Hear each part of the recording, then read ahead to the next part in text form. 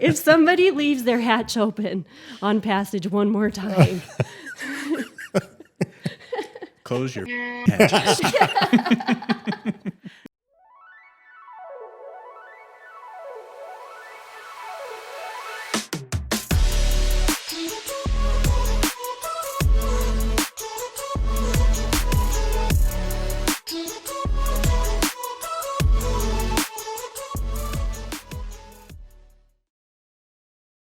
Welcome to Brainstoke. We're excited today to have some guests in studio with us. As always, we start with thanking our sponsors, Aspire Counseling Network and Aspire Medical. Thank you to them for allowing this to happen. So in studio, we have Jeff and Shera Whitmer, and they're a rock star couple, and we're super excited. Shera, you're laughing. Why are you laughing? Oh, because you nailed it. Yes, thank you. We've all known one another for, 12 years or so since we all have kind of moved into our neighborhood and got to know one another. Jeff is from back east. Jeff can build and fix absolutely anything, literally anything. Real quick, I went over to his house once and he had an Audi, I don't know the year, completely torn apart. Every single part was laying on his garage floor, and he put it back together. And then that car had 12 timing chains. I was blown away. I can barely tune my bicycle, so I was blown away. Anyway, Jeff's extremely talented, and we'll get into a lot of his capabilities as we talk today. And then Shera is talented in her own right. Her artist capabilities. She's an interior designer. She's someone that is really engaging and fun to talk to. And yeah, absolutely. Yeah, you have 3 boys. Yeah. You guys have been married how many years? 20, almost. 20. Wow. Something awesome we're going to talk about, and we're going to get into at some point, is you guys are sailors, and you chose a couple years ago to sail the Atlantic with your 3 little boys. I call them little, but at the time they might have been little, which is a really awesome and remarkable story. So we'll talk about that as we get going. Maybe Shera, share with how you and Jeff met. So I was, 19, and had graduated Davis High School. And Go Darts. There's a theme here. All these darts Totally. on this podcast. Anyway. High capability. I might break that mold, but went to the U, and at the U I got a job at a ski shop. And Jeff came in one day looking for a job, and were you the gatekeeper of that? I was, a little bit, yeah. So I was assistant manager of the ski shop. 19. Okay. What they asked. I don't know why they asked me. Can we name this ski shop? Canyon Sports. Okay. Yeah, in Salt downtown Lake Salt location. Lake. Yeah, I like it. Yeah, and Jeff walked in immediately. I didn't like him. I didn't like the way he walked. I didn't like the way he looked. I was like, oh, this guy is just not cut out for He was this. too confident, or Too confident. He was dressed nice. You know, It was my 20-year-old job interview persona. I love it. Totally. And I was like, yeah, not going to happen. And he didn't get the job. He came back 3 more times. And anyways, in the midst of Based on your recommendation, Shera. yeah, You denied it 3 times? Oh, I was like, this isn't a good fit. And as much as I could, I mean, I didn't have a lot of control, obviously, but did not take to Jeff very much at first. And then it was the first time that we were working a shift alone together, and he, I thought I'd just been giving them the short end of the stick the whole time, not giving them the time of day, and so I told myself, Shera, just be nice. Be nice. You're working with him, give him a break. And so I was like, okay. So Jeff, kind of what's your story, And he said, he starts talking about how he moved out here and giving me the quick little rundown. And he said, really, I have this dream of someday being on a sailboat with my beautiful wife and my children and sailing the world. And we were doing these ski boots, handing these ski boots. And I remember turning back to him and handing him the ski boots and made eye contact. And it was a Dreamweaver moment. There were stars behind him. And I hear the song from Wayne's World playing in my head, like, Dreamweaver. And I was like, and then I turned back around to grab the other pair of ski boots, and I was like, oh, I'm screwed. Like, I just fell in love. I was just captivated. And really, from that moment on, it's, luckily, like, there's been many more Dreamweaver moments since then. So. I just love that your story started off with a footprints in the sand type moment, this dream moment. I take long walks on the sand and sail the world. It really was, and it was, which is amazing because it was the most cliche, cheesy thing, but it was so genuine what he was saying, and I just believed it, and I just felt like goodness from him, like just goodness, and yeah. Jeff, is that how you remember it? Or how do you remember it? Yeah, I mean, so I went in the first time for a job, and Shera had the halo over her head. You know, I was like, yeah, right there. And I was, oh, well, what's your name? She's like, it's on my name tag. Oh, dude. Yeah, not the time of day. Yeah, no, she wasn't having. So I went back the second and third time for Shera more than the job. Yeah, and I the free figured. ski passes, right? But yeah, man, we made it work. We were young, right? But that sailing dream was there kind of from the beginning. Now, if from what I remember, you had just showed up into Salt Lake City like maybe a day or two prior to this. Yeah, I was. Am I maybe, close? Well, yeah, maybe a couple months. Oh, okay.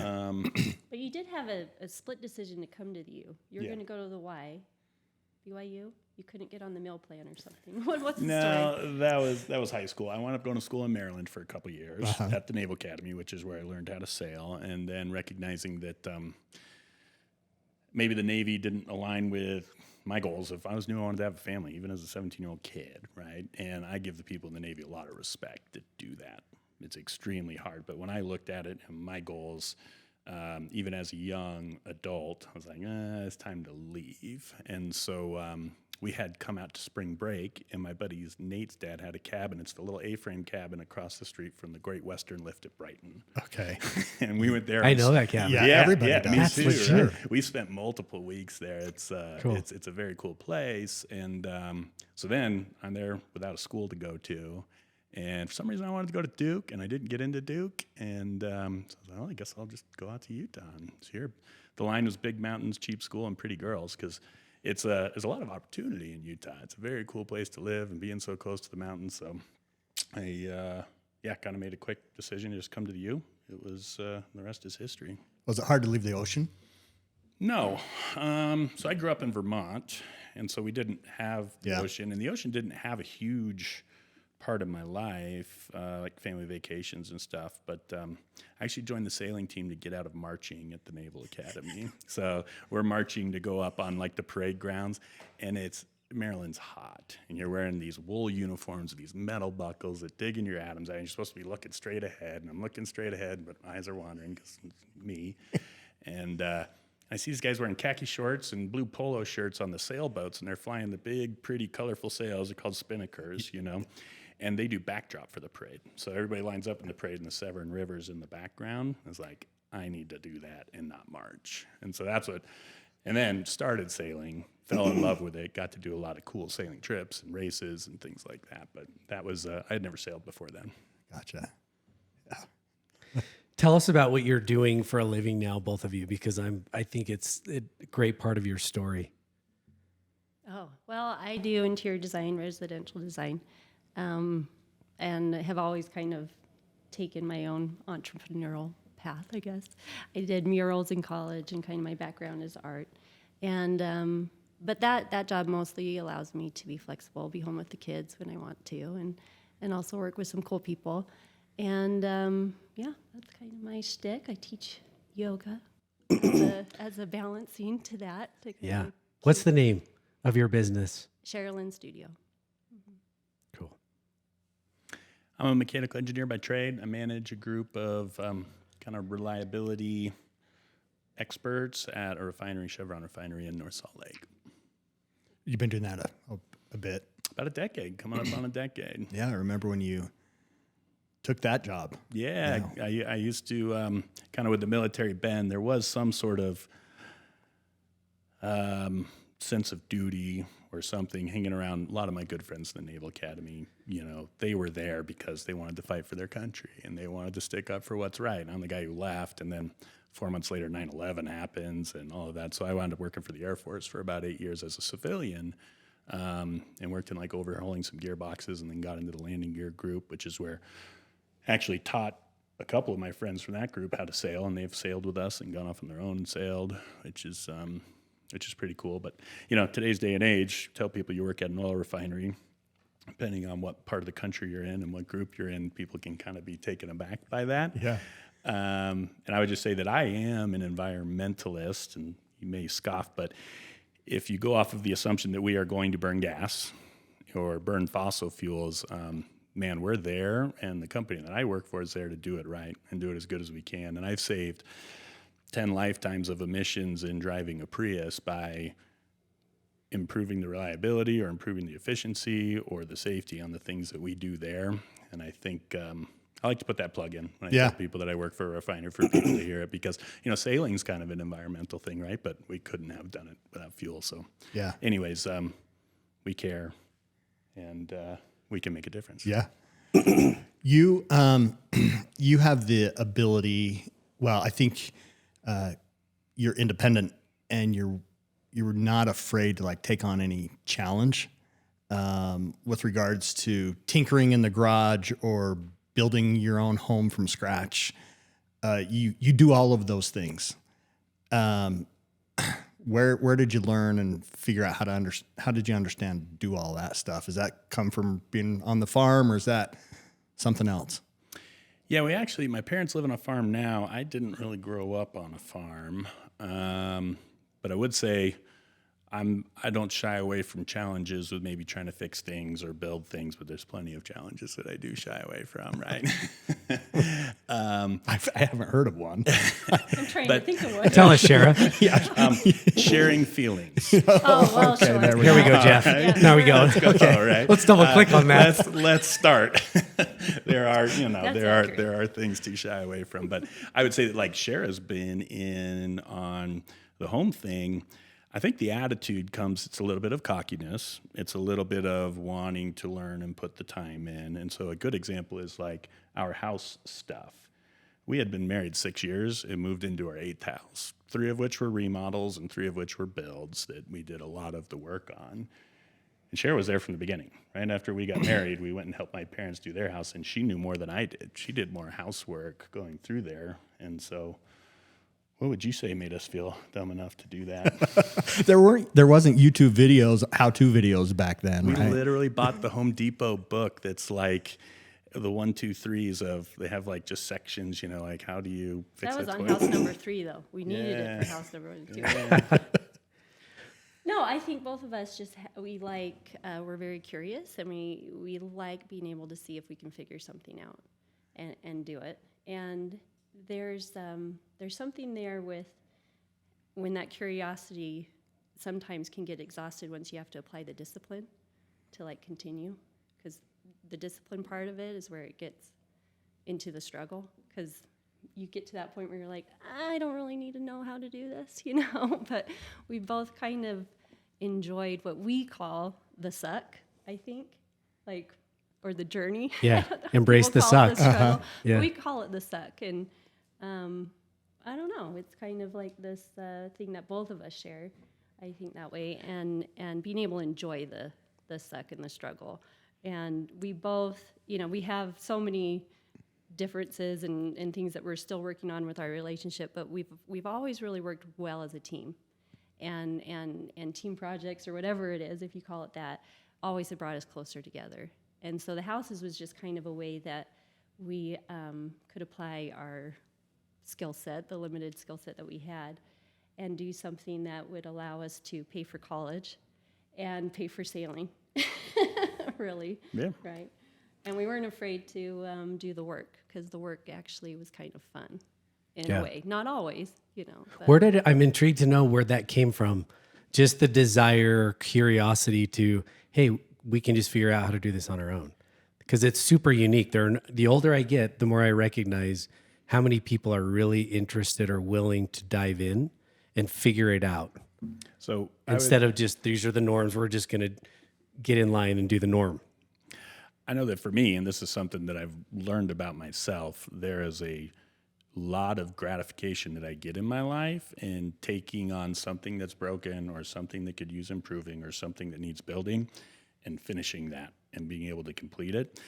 And it's just one of those things about me. It's like I've chosen my jobs with where I work to be able to get that gratification, right? And that feels better than somebody saying good job. That feels better than getting paid for it. I mean, I shouldn't say that. That feels better than getting, maybe a financial incentive for it. It's like taking something that's broken. That 2008 red S5 convertible that you're talking about, that was a challenge. We knew what we were getting into. It wasn't like it broke and I had to fix. We bought it broken. Right. Right. That's how you buy most of your vehicles. And it was teared. And I love it. And sometimes it takes more work, or sometimes it takes, even more money or whatever. But I know about my personality, that's very gratifying. It's also very soul crushing when you can't fix something, like on our last sailing trip, that water maker.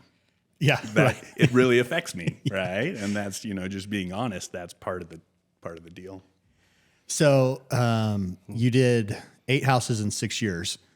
Is that right? Or the opposite, 6 houses in 8 years. How many now? What's the number now? Is that the final number? Mm-hmm.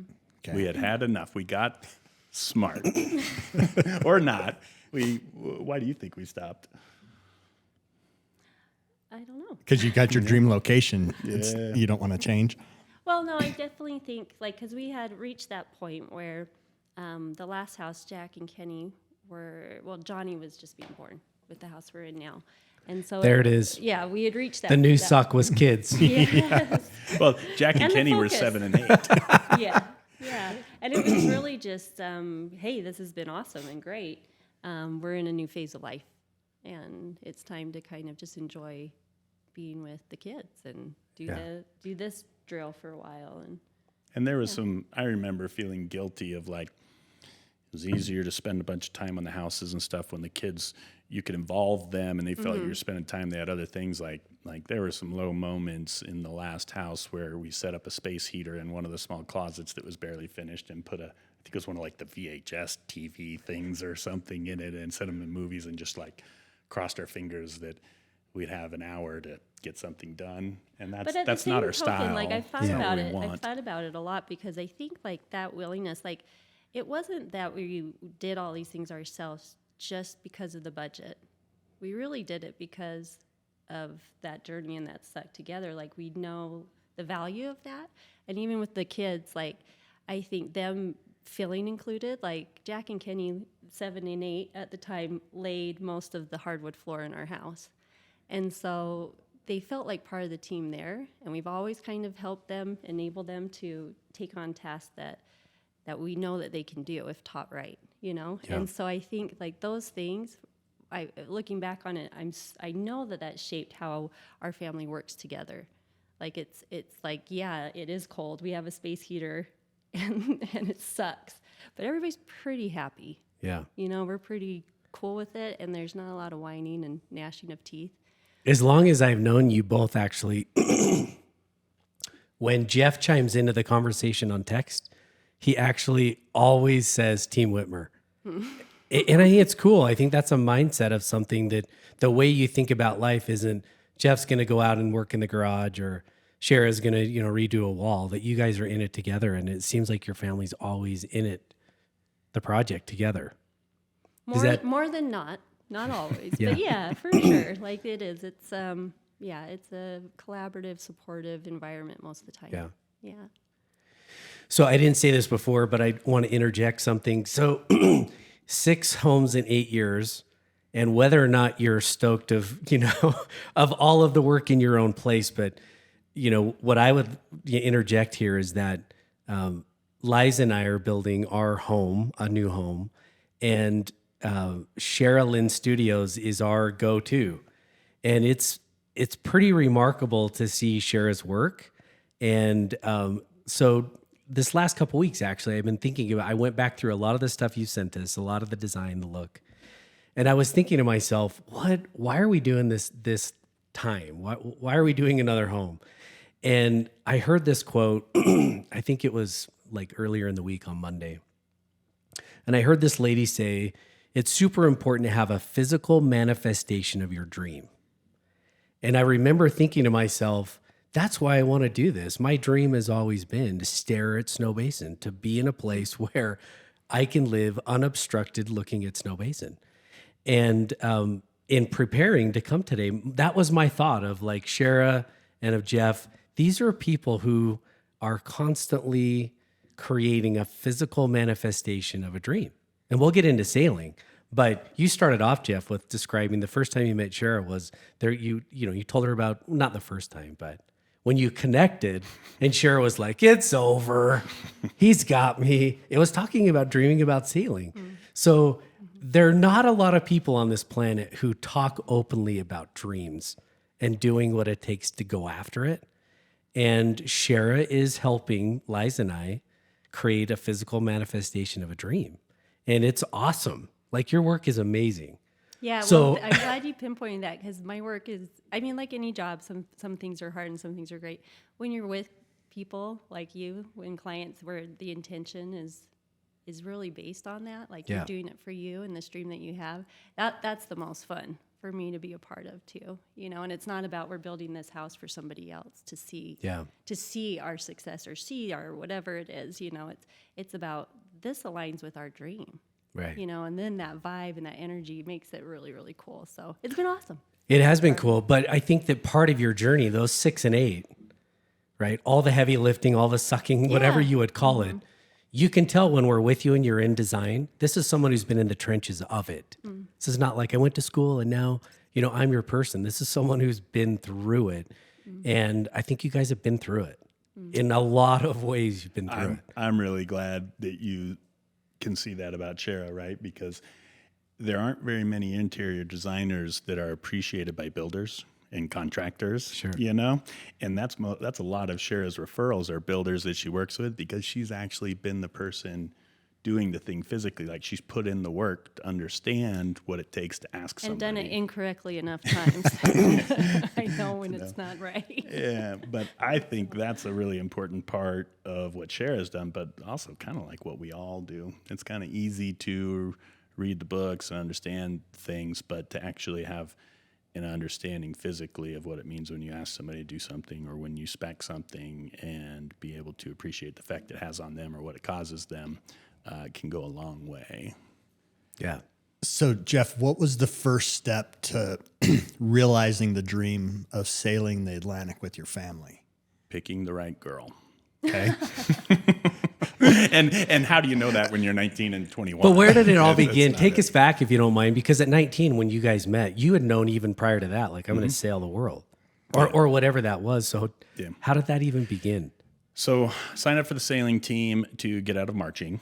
And then all of a sudden, like, felt the magic. Naval Academy is a very busy school. It's fantastic in that you take a lot of credit hours. You're with a bunch of motivated people. And if, like, you join the sailing team, you have these amazing boats at your disposal on the Chesapeake Bay. You spend 3 hours a day sailing, figuring things out. And a lot of it's buoy races, which is really cool. And I had some success there, like skippering my own boat and winning some races and all of that. But what really got me was like the first overnight trip where you're racing multiple days, offshore racing, like the Delmarva. It's Delaware, Maryland, Virginia. You go down around the Chesapeake and out and back around.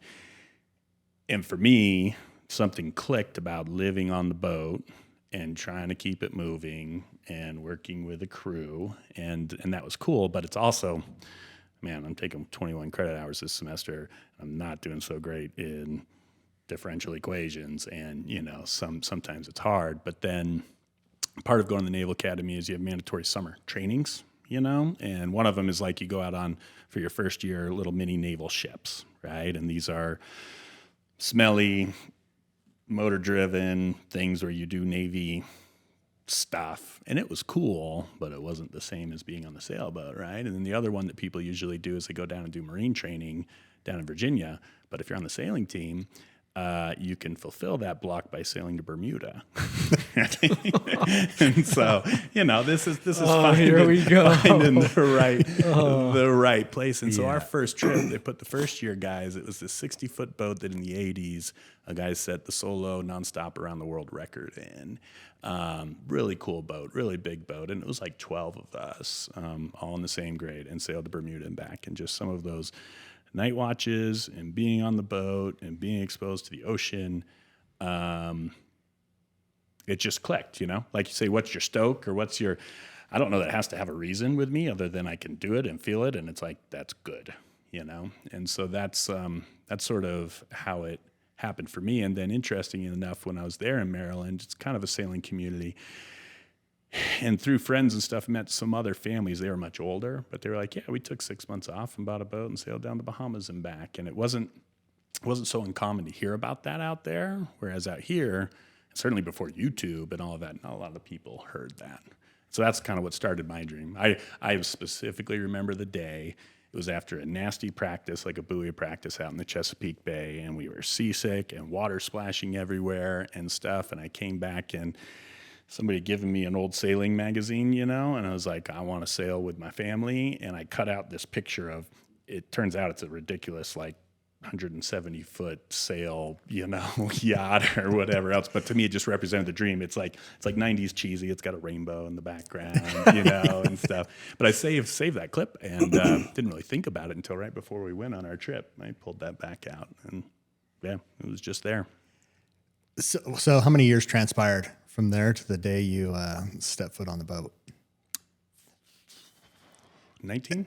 And let's make it clear. I mean, you've done multiple sailing trips every year, but you bought and named this boat the Yurt, or Yurt. So 19 years from the day you cut out that clipping, basically, till the time you stepped on the boat. Yeah, and we had sailed every year since we've been married, and sailing, chartering a boat is not the most affordable thing, so that's hence why we had to flip houses too. But we had sailed kind of every year consecutively, and even with the kids. So we were used to having the kids once they came along, leading up to that, and so we had like a little bit of experience there. And while we were on the boat on these just vacations, really, we would run into all these older sailors, people who had retired and they were living their dream on this boat. And one common thread that we kept hearing from people, because we would say, hey, we have this dream too. Like, we want to sail the world too. Like, once the kids are out of school and, we can kind of leave in their lives and we can take the boat and do this. And I distinctly remember one man looked at us and said, you know what, that's awesome.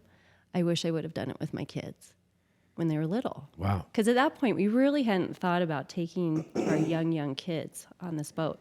And so we kind of decided right around then, let's try to make this work with the kids.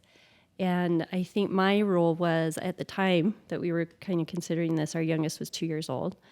And I said, we can't go until he can swim and swim efficiently. And so that was kind of like our marker, right? When we thought, okay, well, when Johnny's 3 or 4, maybe it will be a good time. And that will be a good time where Jack and Kenny can maybe miss a year or so of school. So that was kind of what gave us that timeline, right? You think, deciding to go. Before we get into that adventure, what was your first experience on a sailboat with Jeff like? Terrible. Tell me more. I'm trying to think of which terrible one it is, because there's multiple. Oh, there's multiple. Yeah. Oh, that's right. Well, the very first one was when we were dating, and this was just a small little boat. What do you call those? A little knockabout, like a little 22-foot trailerable thing in really terrible conditions. So he I was dating this guy who just got out of this Naval Academy, and he showed me all these great sailing pictures. So I'm like, oh, he's a sailor. This is so cool. Utah girl, landlocked, never been on a sailboat in my life. Went out to Vermont to visit him on summer break, and he's so excited to show me his sailing skills. So we get out on this little boat. He gets it launched into this big reservoir, and I'm 19. I got my cute little like sundress. I'm trying to like fix my hair to look right on this boat, and just like frantically like working ropes and things. I had no idea what anything was. And I'm just trying to look nice on the back of the boat. And then all of a sudden I'm in the water. Something has hit me and thrown me off the boat. And I come up and I'm like stunned and shocked. And the boat's kind of moving away from me. And I go full in survival mode. And I'm just like swimming my heart out, trying to reach this boat. Grab the back of the boat. I like pull myself up onto the boat. Jeff doesn't even know that I fell off the boat or what. I have no idea. He's just frantically working these sails. And he turns around and he looks at me and he's like, "Why are you all wet?" And what had happened, I didn't have the language for it at the time, but the boom Say of the it. boat. I want to hear the language of this time. Shera was really sweet back then. There's no language. Oh, geez, I love it back then. No, but the boom had swung across and just hit my Destroyed you. chest Oh and my launched gosh. me off the boat. And so, yeah, that was my first time. which is a great lesson for me, right? Because it's preparation and helping people have a good experience. I borrowed my buddy's boat I had never used before. 25 knots of onshore breeze pushing us off the ramp. Shera doesn't know how to back the trailer and the thing, and I've got all these things going on through my mind where we were doomed from the start, right? So. And then the first time we were on it was Starts with trailering every Yes. time. Yeah. There are no you go. Christians that are boaters, by the way. It doesn't exist. So let's talk about that, because I don't know how many square feet are on a sailboat, but there's not very much. And you spent 11, 12 months. So how did you prepare for what was to come? And how did you manage it when you were having a bad day or one of the boys was having a bad day? Like, how did you Right. deal Yeah, with the all run that? up is huge. I'm intrigued about that because there is nuts and bolts of the run up preparing, but then there's the emotional, the relational part of like, we're going to live in a Winnebago on water. Yeah. We're here. yeah. And then when you get home, you're going to have to adjust to going back to work and doing everything else, right? Yeah. Which is a whole nother thing. Yeah, there was a common phrase among the sailing community that we found, which is the living space is small, but the backyard is huge. Yeah. And that's true. There's the living space and the kitchen. I mean, everything that you're using, it is very, very tiny. And to be honest with you, I think we had done enough charter trips maybe that we kind of knew what was going to happen. And I honestly don't think we ever felt like we needed more space. It was something that we really were able to kind of sink in and settle in. And I don't know if it was just because we've been on so many little trips before that everybody was able to just be respectful of each other's space and know how to communicate. That was a big thing, like mostly for the boys. Like, hey, I don't want you wrestling in my bed right now. Jack knew how to communicate that. These simple things like telling his little brothers, like, you guys go wrestle somewhere else. Like, I need my space now. And they knew that with everybody, with me too. Like, being able to go down into your cabin, close the door, is really all you need. You don't need a ton of space. It's just enough to be like, okay, we need to regroup, or being able to get on the paddleboard or swim off the boat. That part of it really was okay. What we were kind of trying to be intentional about or learn about is how do we resolve conflict sooner? Because just not so much the lack of space, it becomes the lack of other human interaction. Like, the kids don't have their friends. I don't have my girlfriends, to talk to and like vent. And Jeff doesn't have his crew of guys either.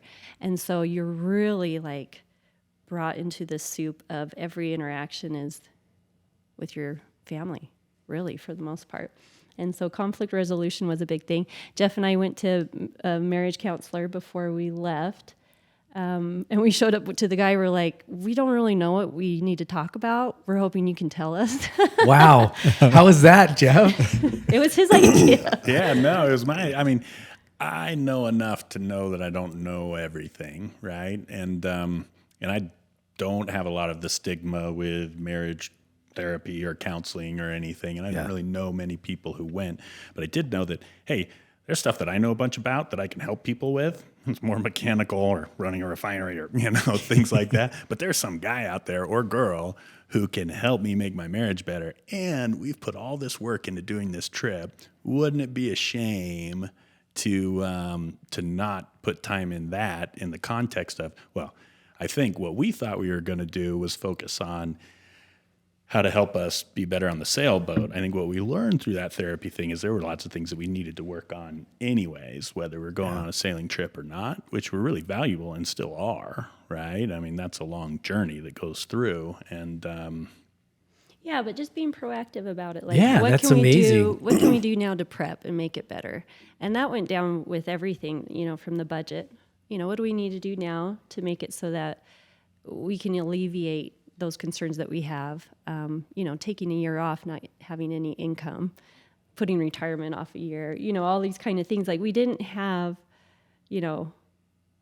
while we live a very wonderful and abundant life, we're not ballers, Like, we have to be very careful with our money and be very intentional, So we did. It's like, how can we prepare for this to make it so that we're not stressed about money on the boat?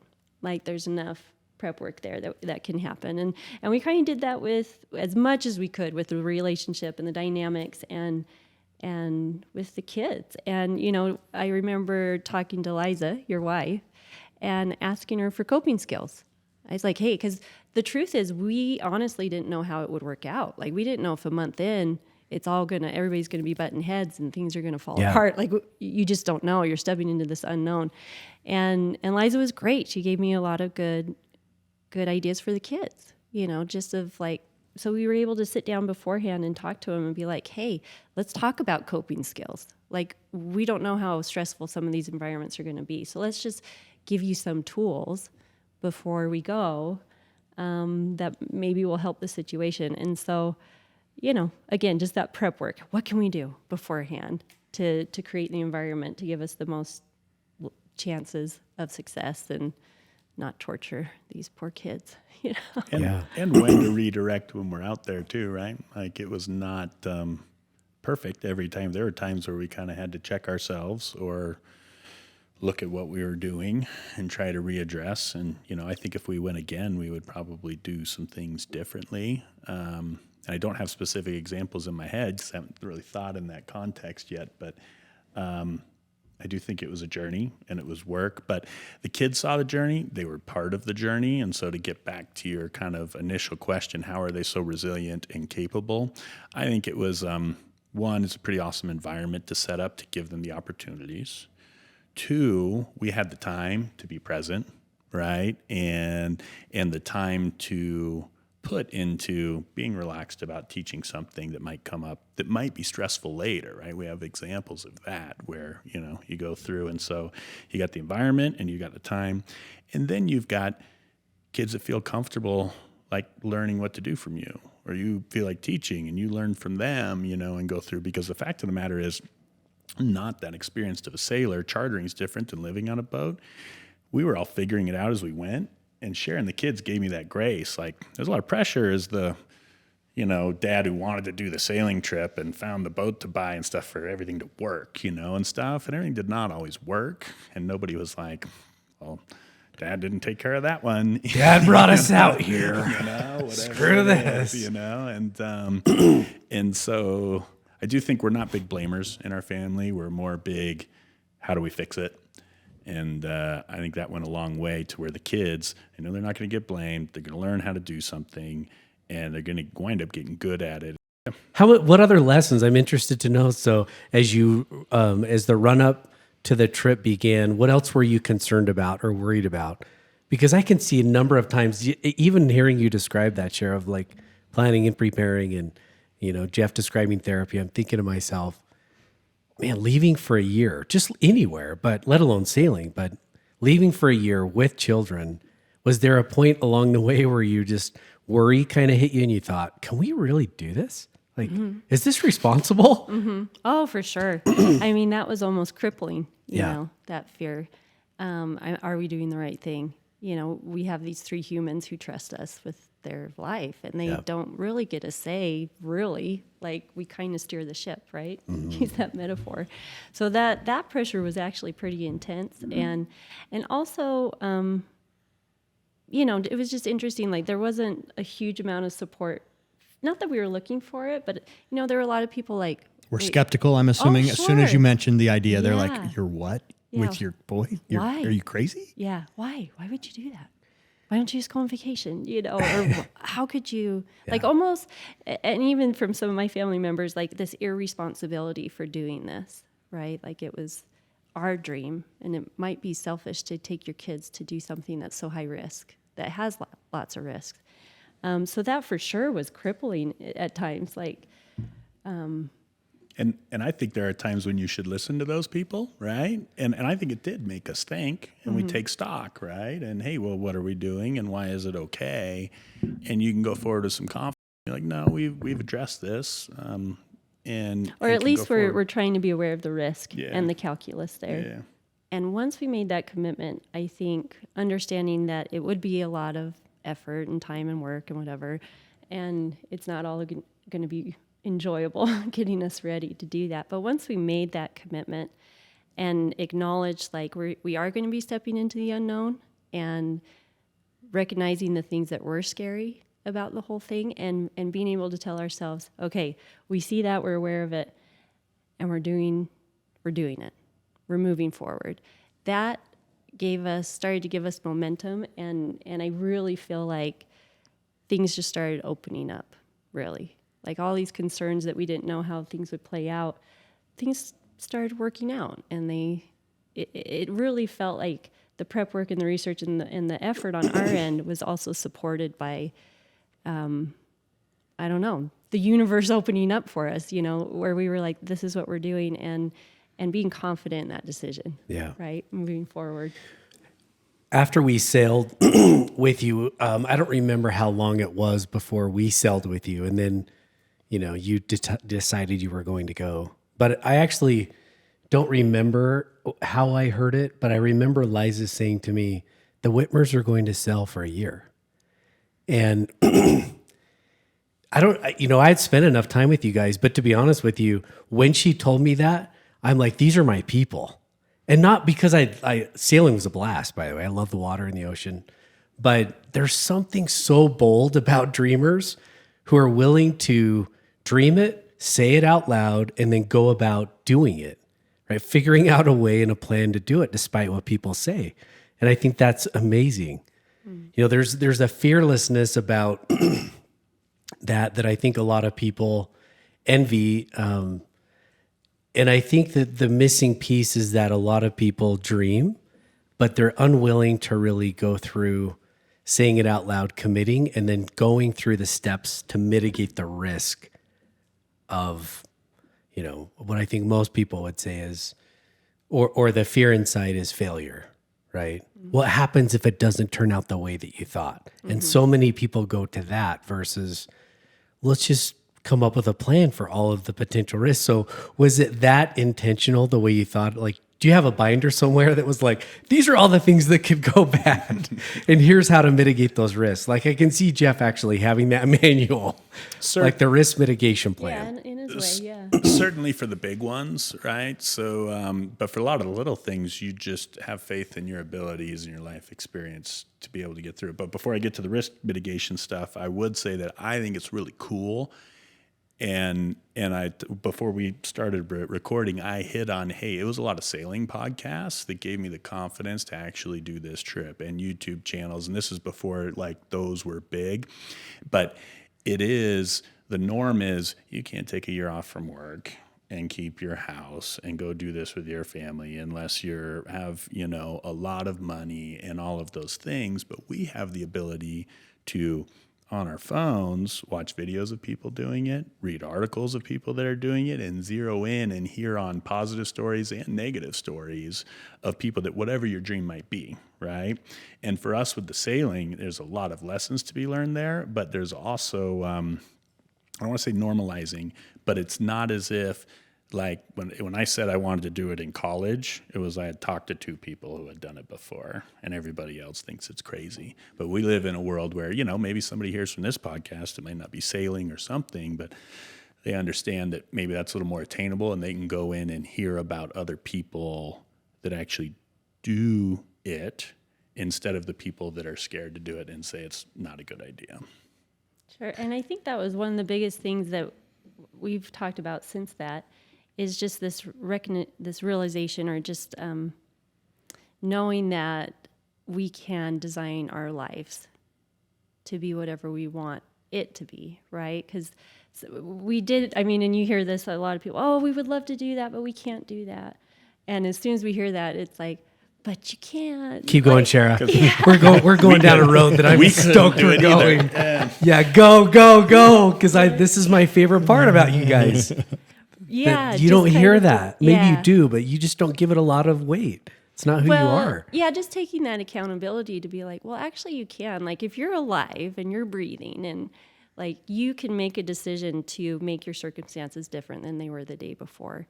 And that's something that I got to see and learn and kind of put words to with Jeff's ability to do that in a very physical and, grounded way or something. And from my background of, just having a lot of, how do I say this, people in my life that are close to me growing up and that have been in my life who have struggled with a lot of mental illness and challenges. And there's that point where no matter what the circumstances are in your life, you can always make a choice, right? Every day is a series of choices, and you really do have more control of designing your life than maybe you think you can. And that's something that we kind of had to learn too, because there's all this programming and whatever you want to call it that says like you can't do that or that's irresponsible, or these little belief systems that keep us limited. And I feel like Jeff and I kind of both shared that idea of being able to design our life ever since we met each other. That's one thing that kind of brought us together. I did not want to get married at 20, for example. That seemed like such a bad idea. But I knew that I wanted to create something with him. And so we've kind of always carried that thread. And certainly when you do something that felt a little bit more dramatic, like the year off, and all the things that felt really terrifying about that, coming to a place where it's like, let's figure it out. Let's take accountability and make it happen, right? And not make excuses. Yeah. And let's enjoy the suck part of it, that's struggle, or whatever, right? I've always sensed or felt like you're always trying to be a better person. Always. Like in every day, it feels like that's something you're trying to do, and you've been trying to figure it out, think through that.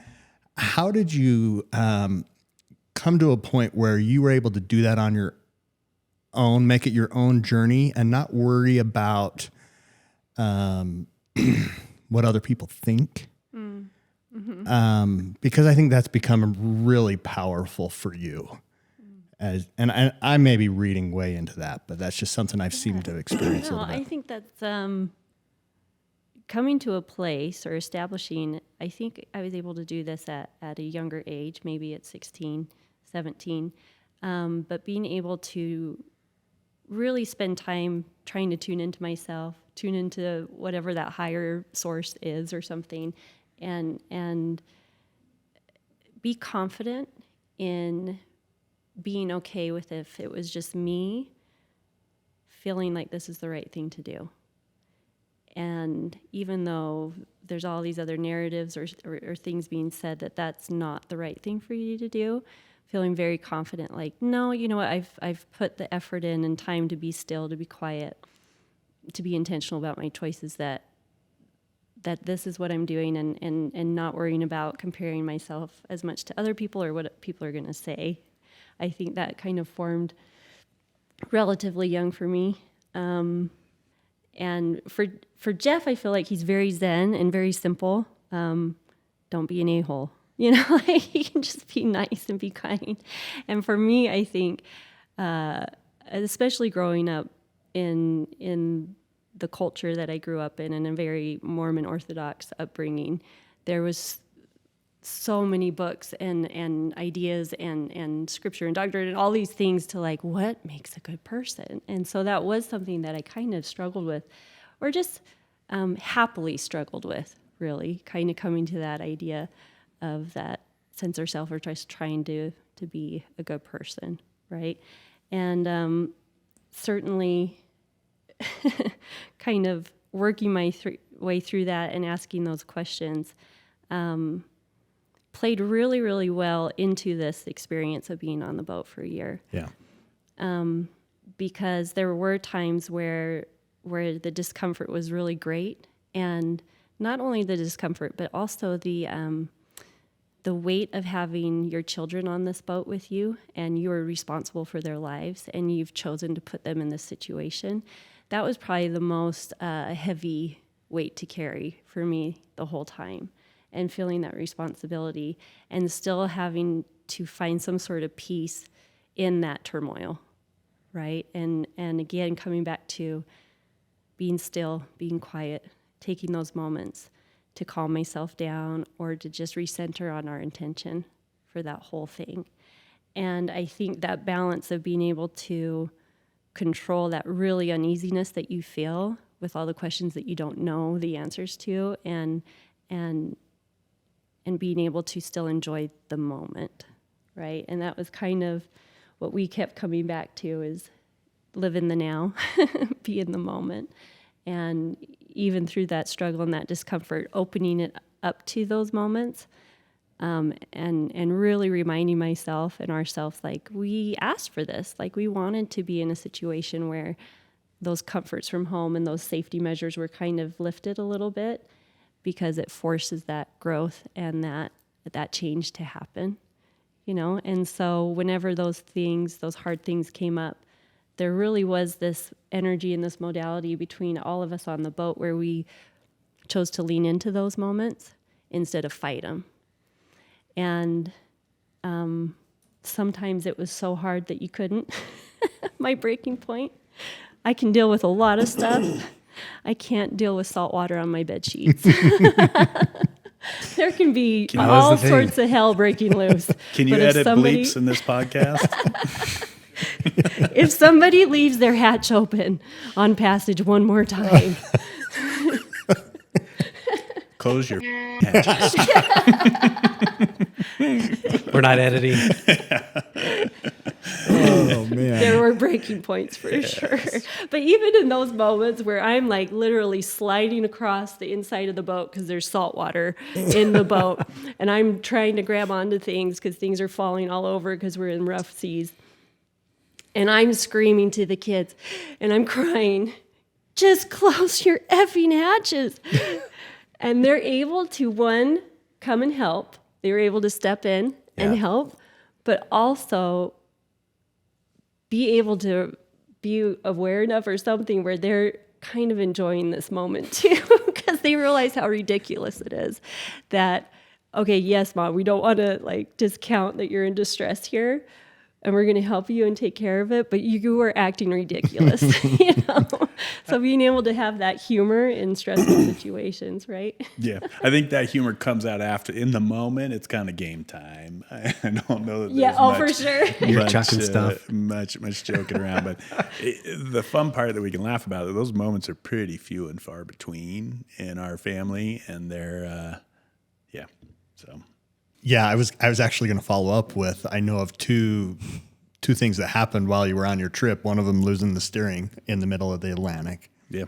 And you shared with me before how challenging that was and how creative you had to get. From what I remember, you might have taken some door hinges off of a door and used those hinges to reattach the steering arm to the rudder. Is that fairly accurate? Fishing lures, JB Weld, screws, rivets, a rainbow, like kind of NRS strap thing. Yeah, all kinds of stuff. Yeah, that's where your skill set really came in handy that day. But to put it in context, when you're in the middle of the ocean, if you can't steer your boat in the right direction, There have been multiple people since and before crossing the Atlantic at the same time we do. People like put up reports and stuff that have lost steering and they have to get off their boat. Yeah. They get on a boat with somebody else. Like, it was a very stressful situation, but it wasn't. We handled it with the attitude of, hey, what do we have? How do we make it work? Shera, amazingly, with her kids in the boat, is there helping to be a problem solver and not, pulling the cord on the life raft and getting off right now, Well, yeah, and I think because that was one of those things that if you knew that was going to happen beforehand, I probably wouldn't have gotten on the boat. Yeah, right? I It's wouldn't one of the either. worst things that could happen, really. And it was one of those things where it's like, that those things could come up, right, throughout the trip, throughout the year. And then all of a sudden it's like, oh, this is one of those things. This is one of those moments. This is a big deal. And once we kind of learned the situation, I think, honestly, the prep work beforehand and being in these environments with Jeff, mountaineering or doing things that had high risk, right? And being able to know how to work together as a team came in handy tremendously. And I remember we knew the gravity of the situation. Todd and I may have exchanged some swear words calmly with each other because we know, you don't freak out. Freaking out's not helpful, right? And so I went downstairs to the boys and I said, hey, this is the situation. The steering's compromised, whatever. Get your life vests on, your jackets, whatever. Let's just be prepared. Everything right now is okay. We got this under control. But you guys just hang out, watch a show, whatever. But we're going to take our safety measures into play. And they were totally calm because we were calm, right? And then coming back up and seeing Jeff operate, that was probably really, truly one of my favorite events from the trip afterwards, because Jeff was very, very calm, even though he was very focused, and it was really just, let's identify the problem and let's start to problem solve, because there was no guarantee that you were going to be able to pull it off. I mean, it looked pretty grim being able to repair these rudder arms in the situation. And night's coming on, and the swell's building behind us. So the waves that we were in were pretty tumultuous waves, not comfortable and not easy to steer in with good steering arms, period. And so being able to watch Jeff calmly and efficiently start to problem solve this thing, it was one of the coolest things I've ever seen in my whole life. And both Todd and I, our friend Todd, who's with us, has mountaineered with Jeff a lot, been in these kind of circumstances or whatever. We both, whether we were naive or not, had 100% confidence in Jeff's confidence in his ability to be able to do this. Knowing that there was a possibility, okay, we might have to call Mayday. We might have to deploy a life raft, maybe, going down the whole scenario of situations, but none of us freaked out. We were able just to stay calm and problem solve. And once a new problem arose, it was like, okay, let's look at that problem and let's address that. And you did an amazing, masterful job. It was a repair that took about 18 hours. Yeah, and it was not all calm. And I distinctly remember looking underneath the hatch and seeing the one broken arm and then going to feel the other one and feeling the thud where it wasn't connected. And distinctly remember then being like, I got to fix, and going and grab it. And we brought avalanche shovels to play in the sand. And I grabbed the avalanche shovel and I'm going for maybe a minute and a half. And I'm like, wait a second.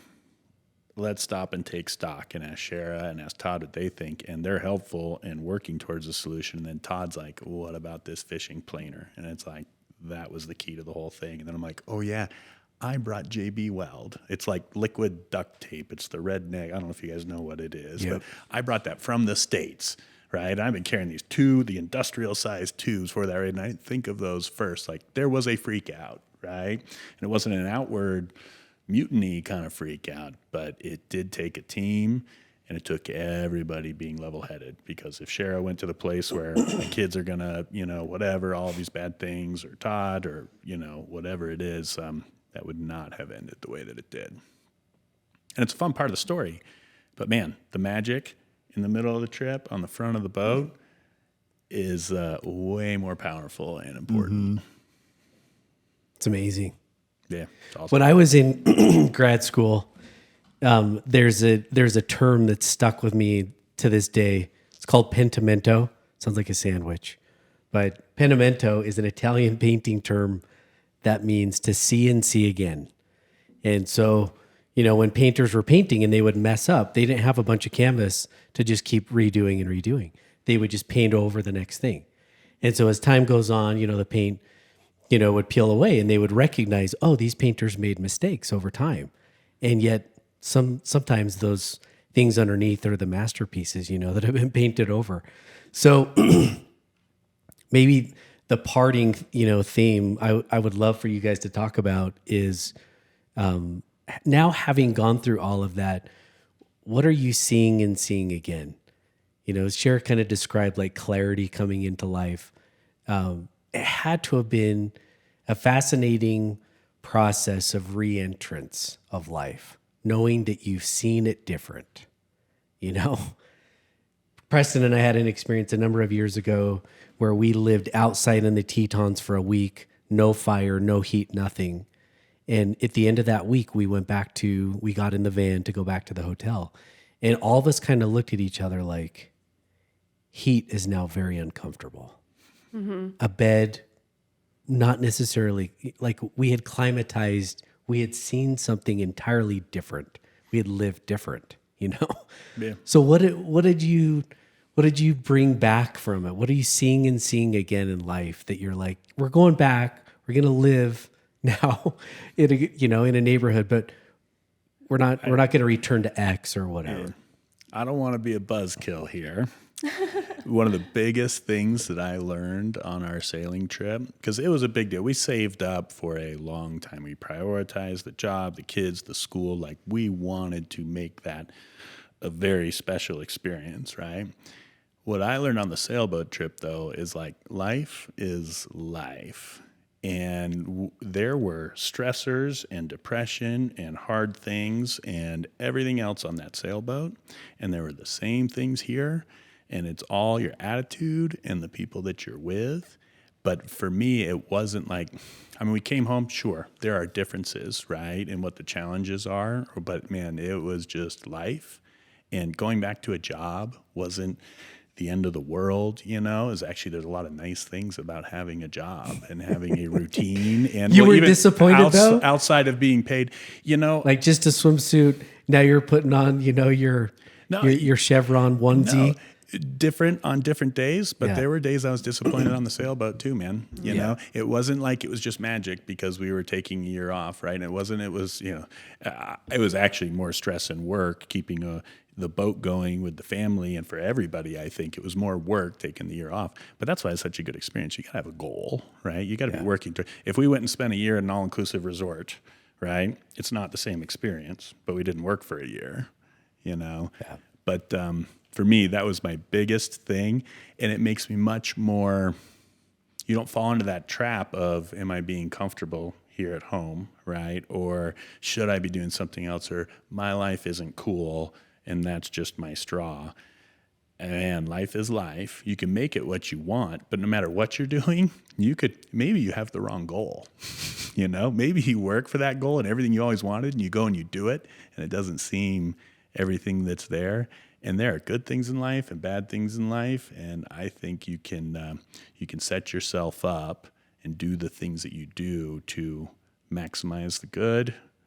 Maybe there is no good and bad, but for me, maximize the good, minimize the bad. Yeah. That was one of the best things Shera talked about. Hey, this is what we want to do right now, living in a neighborhood, being with kids, letting them feel what it feels like to break up with somebody, letting them have friends, and, all of those things. Life is good. Cool. Yeah. And I think for me, the trip and coming back, like you said, into this different life where every comfort is available to you, right? And you're not all of a sudden watching the weather religiously to see if your life is at risk, right? Like it's a very different environment. And I think the big takeaways for me is just how important it is that you choose to spend your time with people in a way that honors yourself and your values, and people that maybe don't add to that or take away from, maybe take more than they give, I guess, just aren't welcome on the boat, and really keeping that boat metaphor, I guess, in my life and in our home and in our environment. We want you on the boat. Come on the boat and be with us and hang out with us and join us in this really good thing that we have going on. And if I think that maybe you're infringing on that, or you're here to rain on our parade in some way, you're not. Get off the boat. You don't need to be here. And really becoming a little bit less apologetic for that, creating those boundaries and those things, and just feeling more confident in saying no to people that you don't want to be around, and reaching out to those that you do. It really just comes down to like, what is life? And it's a luxury to be able to spend time with people that you want to and people that you love. And so, yeah, for sure that became more clear when we got home. And also just really not spending any time really worrying about how XYZ looks to other people. We have a really good thing going here and it feels great, and we're not perfect and we make a lot of mistakes, but we just, I don't know, have the confidence in knowing that we're going to do this as a team and move forward, and we're going to make mistakes, and that's okay. And we just want to be around people that are going to help raise the sails when the sails need to be raised, and enjoy the fun, live in the moment, whatever that is. Yeah. Yeah. Did you finish in any certain way with the boys? Like, was there a moment that how you finished the trip? Was it Neil Diamond coming Oh, to dear. America, Trump flags, not on our boat, but in Florida where we were coming in, no COVID or very few COVID restrictions. Oh, well, that was like a really good, it was really a nice way to end the trip. So we had COVID hit when we were in Puerto Rico. We were in San Juan, Puerto Rico, and COVID hit. And so it changed the whole dynamics of the sailing trip, because we weren't allowed to go in and out of ports, different countries. And so we knew that we had our options were limited, right? And the people in Puerto Rico didn't necessarily want anybody on sailboats there. So cruisers, as they called us, were not necessarily welcome, even though we were U.S. citizens. And so we were faced with this predicament where really the only place that we could go is home, the States. So it was going to be an 8-day passage, and we hadn't originally planned that. We were going to kind of island hop our way up and spend time through the Bahamas. And so the 8-day passage, you want to wait for the right time of year to do that because of the currents and the jet stream and the winds and everything.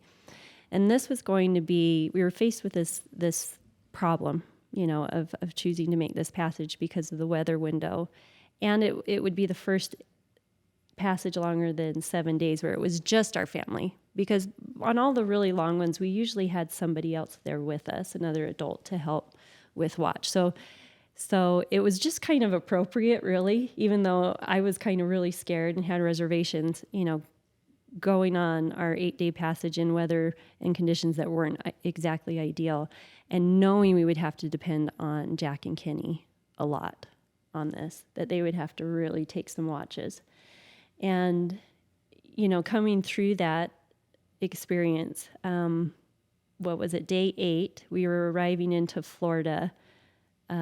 We had to slow down to be able to come in at sunrise, right, as we were approaching land. And at this point, we were really feeling kind of the effects of some of the harassment we felt while in Puerto Rico with the officials and the fear that people felt on that island with COVID and not wanting us there. It was a little bit traumatizing in a way, where just on this passage, just not knowing what we were going to find in Florida, really, and just feeling a little shaken up at that point, and definitely feeling tired and worn out after 8 days being up for watch at night and whatever. And we still had that feeling like on the boat, oh, it's going to make me kind of emotional, but even though we were scared and tired and worn out and not sure what we're going to find when we get to land, everybody was still like, wow, this has been great.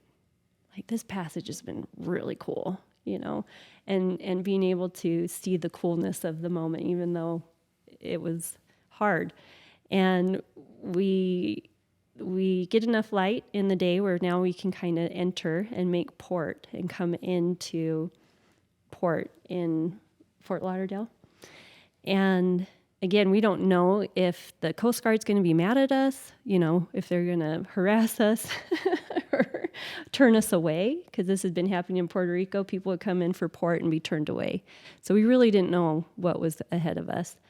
And we came in, and there was a police boat coming near us, and all of our hair on the back of our neck is like raising up, and we're getting kind of tense that, oh no, here comes the enforcement, and they are going to turn us away. And he just honks his horn and waves and yells out, "Welcome." And it was like, and we just like lost You it. wept. We did. We really did. We have a country. We belong. We would be gone for a year. Yeah. And then the speedboater goes by with these, guys with their shirts off, and they're drinking beer at 7 a.m, and they have their Trump flags waving off the back of their boat, and they're like, "Hey, how was it? Good pass, so glad you're here." Just yelling out these really positive things to us. And I just my whole everything softened, and I was like, I just felt like, you guys, I'm so happy to be here. I don't care what your political beliefs are. I don't care what your religious beliefs are. I love America. I'm just so happy to be here. And it was just such a wonderful little ending to that journey of really coming kind of full circle for us.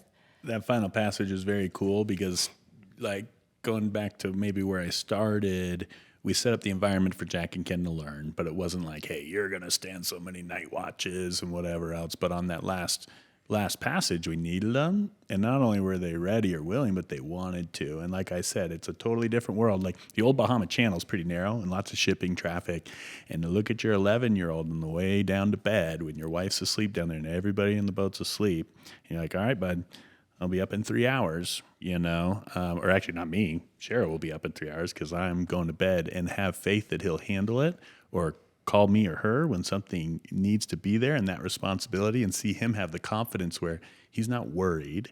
He's not worried about messing up, right? He just wants to do a good job, and did. That's the magic, right? And so to skip the Bahamas and COVID and all those bad things led to that passage, which was probably the way that we really ended the sailing part of our trip. It was absolutely fantastic. Well, and I feel like we have to, we did have a third child, Johnny, on the boat too. He gets forgotten. What was his job on the whole trip? Swabbing decks?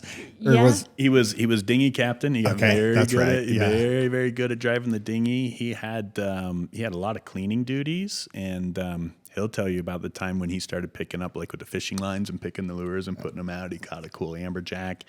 And he was absolutely key to the whole thing, for sure. He was. We just talked more. We figured your audience might be 8-year-olds, but he is an extremely impressive kid, and his ability to absorb that, both take instruction from his brothers, but also be a part of the crew, and that good vibe. Well, I say he's 8 now. He was 4 and 5 on the trip, and there are some 4 and 5-year-olds that could have ruined the vibe on that whole boat. Yeah.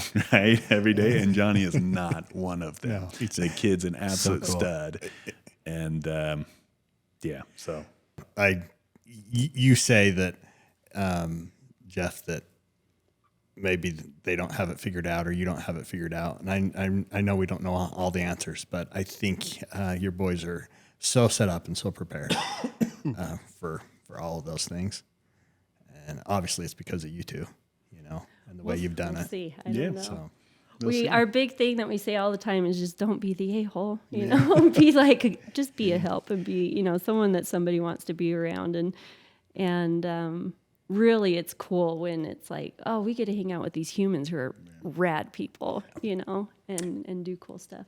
And them being set up, that's not without a lot of effort and hard work on their part. yeah, Honestly, it's they definitely put their time in and their effort in trying to make the whole thing work. How do you want to end this? You want some time to freestyle, either of you? Shera, do you want to sing anything? Can I sing something? Yeah, of course. No. You can end any way you'd like. I don't know. Well, for sure, obviously, I hope it doesn't come across like Jeff and I definitely don't know what we're doing most of the time, right? There's all of the mistakes that we've made, but I think for sure just at least for the trip and everything, learning how to take responsibility for yourself, right, is what we're trying to do, and for your own happiness, right, was kind of the whole thing that we learned or reinforced the whole sailing trip and moving forward. And what we're doing now is Jeff isn't required to make me happy, right? And I'm not required to make him happy. If I can be here and support him and add to his life, that's cool. That's awesome. But we're at the end of the day kind of responsible for ourselves, right? And to craft our own dreams and make those things happen and try to move forward that way, right? Because we make mistakes all the time and mess up all the time. And sometimes we are the a-holes, and that's the hard part too, is being like, oh man, that was on me, right? But I don't know. It's great. Jeff, anything?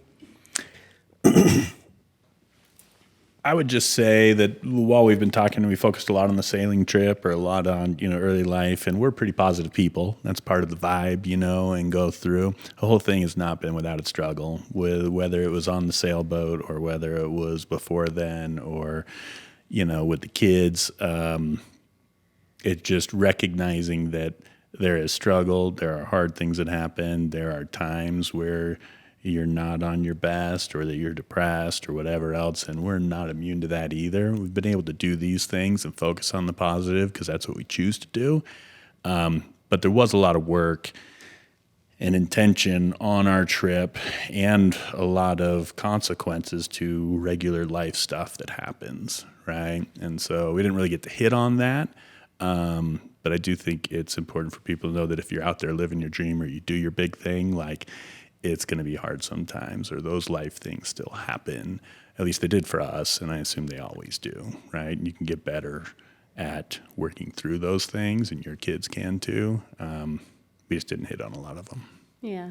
Well, sorry for the tangent, but I thought a term that I didn't know about until this longer trip was the sailing blues. And it's just this idea that you're in paradise, right? You're on a sailboat. It's idyllic. It's romantic. It's everything that's been, you read poetry and songs about this amazing, beautiful experience, and being in this moment where we are realizing this dream and this goal, but I am really bummed out, and I am really sad. And turns out a lot of sailors go through that, and I think anybody really will go through that when you're trying to realize this goal and this dream. But it's like, why am I not happy?